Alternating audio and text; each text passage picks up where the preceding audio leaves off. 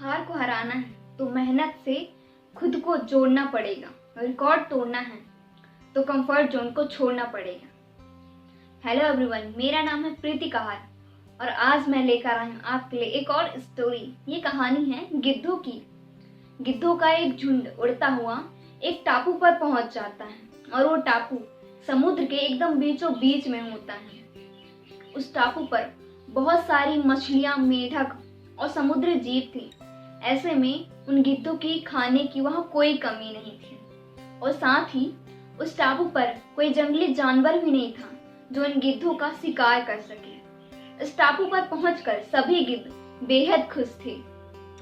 उन्होंने इतना सुखमय जीवन कभी नहीं देखा था। उन्होंने सोचा कि वो इस आरामदायक जीवन को छोड़कर कहीं नहीं जाएंगे।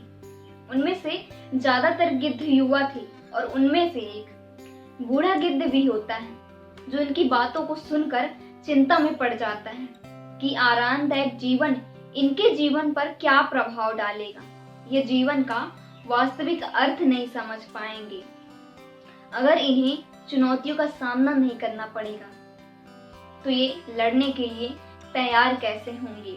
काफी देर सोच विचार करने के बाद वो बूढ़ा गिद्ध उन सभी गिद्धों की सभा बुलाता है और अपनी चिंता सभी को बताता है। वो कहता है कि हमें इस टापू पर आए बहुत दिन हो चुके हैं, अब हमें उसी जंगल में वापस चलना चाहिए क्योंकि हम बिना चुनौतियों के अपना जीवन जी रहे हैं, क्योंकि बिना चुनौतियों के हम मुसीबतों के लिए तैयार नहीं होंगे। वो सभी युवा गिद्ध उस बूढ़े गिद्ध की बात को अनसुना कर देते हैं। वो सोचते हैं कि ये गिद्ध अब बूढ़ा हो गया और बहकी बहकी बातें कर रहा है और वो सभी उस आरामदायक जीवन को छोड़कर जाने से मना कर देते हैं। बूढ़ा गिद्ध बहुत कोशिश करता है उन सभी को मनाने की, लेकिन सभी गिद्ध नहीं मानते। तो बूढ़ा गिद्ध कहता है कि तुम सभी उड़ना भूल चुके हो। तब भी उन युवा गिद्ध ने उस बूढ़े गिद्ध की बात को नहीं मानी।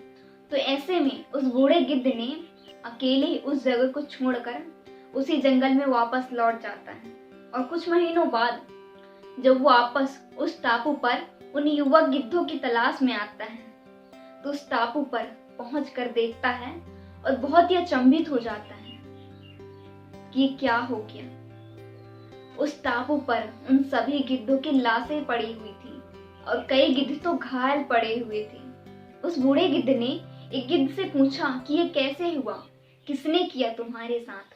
तो उस गिद्ध ने बताया कि हम यहाँ बहुत ही मजे से जिंदगी जी रहे थे। तभी एक दिन यहाँ एक जहाज आया और कुछ चीते छोड़ जाता है। कुछ दिन तक तो वो चीता कुछ नहीं करता है, लेकिन हम उड़ना भूल चुके थे।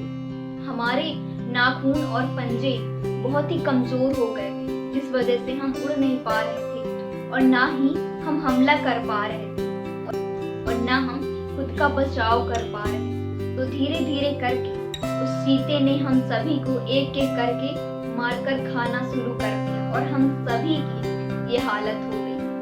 और ये कहानी बहुत ही छोटी है और हमें सिखाती है कि अगर हम हमारा कंफर्ट जोन नहीं छोड़ते तो हमारा जो टैलेंट है, हमारे अंदर जो कौशल है, उसमें जंग लगने में देर नहीं लगेगी।